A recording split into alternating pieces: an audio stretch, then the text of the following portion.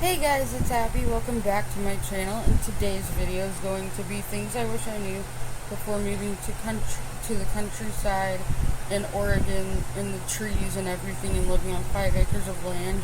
And this is something, if you plan on moving to the countryside, that I think you guys should know and would find helpful. So I have my notes on my phone, and let's get into the video. Number 1. Isolation.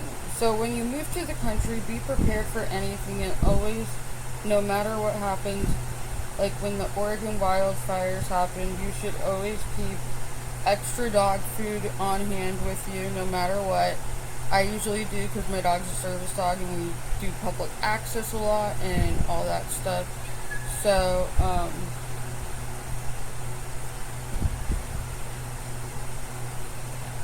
Number 2, always be aware of your surroundings, day or night. It doesn't matter if you have a small dog. You should be constantly aware of hawks and owls, and yeah, you really have to worry about hawks and owls. Mountain lions it's very rare to see them. I've only seen them like 3 or 4 times, but that's been at night, so once during the day. You can go watch my cougar encounters in my other video.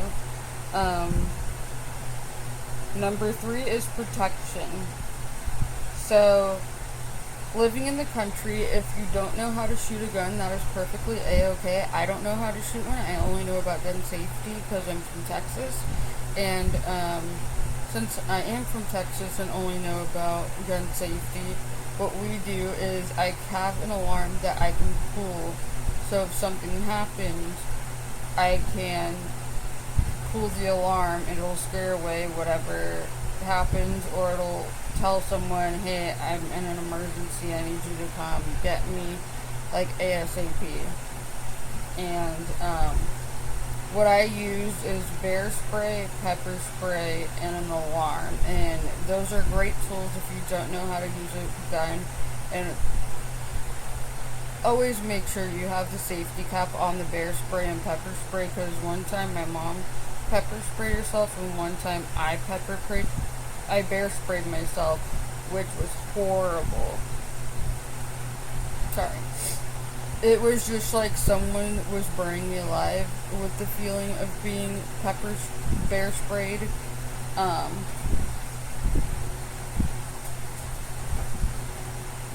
Next is utilities, and that goes along with propane, electricity, stuff like that. But for propane and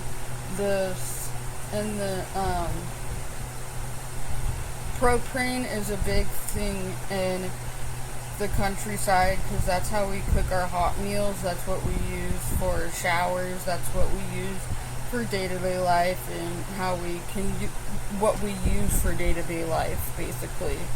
And it's always important to have propane if you choose to use propane when you live in the country. Medical emergencies. So if you live in the country, and medical emergencies do happen in the country, you could call 911 and have them bring an ambulance to you, but depending on what situation you are currently in, the fire department or the sheriff's department might be your best bet, because they are way closer and easier to reach than the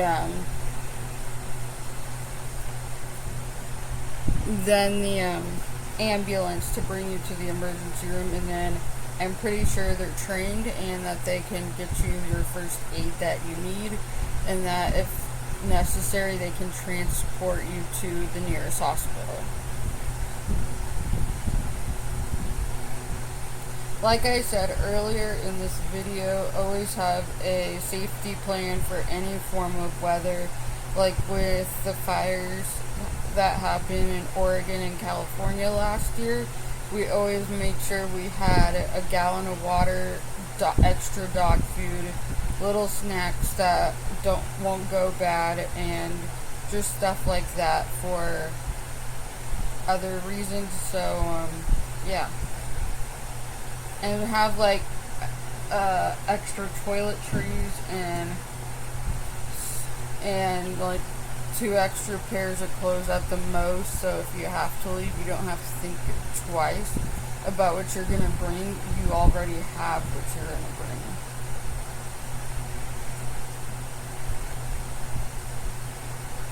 Food storage. So I have chickens, cats, and dogs, and in my room, in my closet, I have 3 bins of cat and dog food for my pets, and that's so like no animal, no, not wild animals, it's stored inside, but no bugs get inside their food or anything and ruin their food, and everything's just all secure.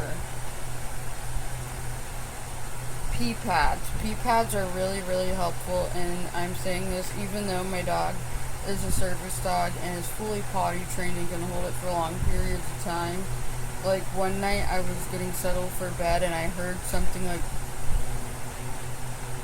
banged next to my bedroom door, and I was just like, I think it's a deer, because we found deer prints next to our chicken coop the next day.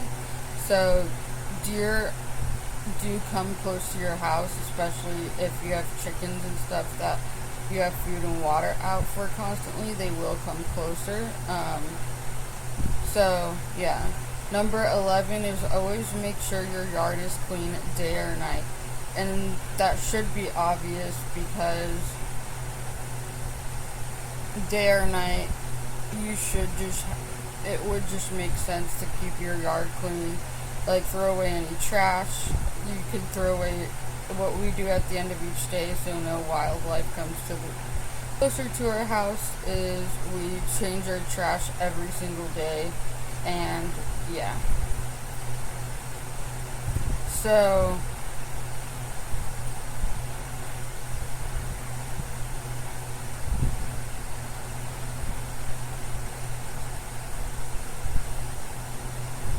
oh yeah, next thing is, this goes along with isolation, but cell phone service and internet service is not great when living in the country. Since I do live in the country, and I work in the city, and my sister and my family works in the cities, that is good, but in the country, the cell phone service is not great, so if you need something, you might as well just get a walkie-talkie or something. And that's it for today's video. Please like, comment, and subscribe, and I'll see you in my next video. Bye, guys.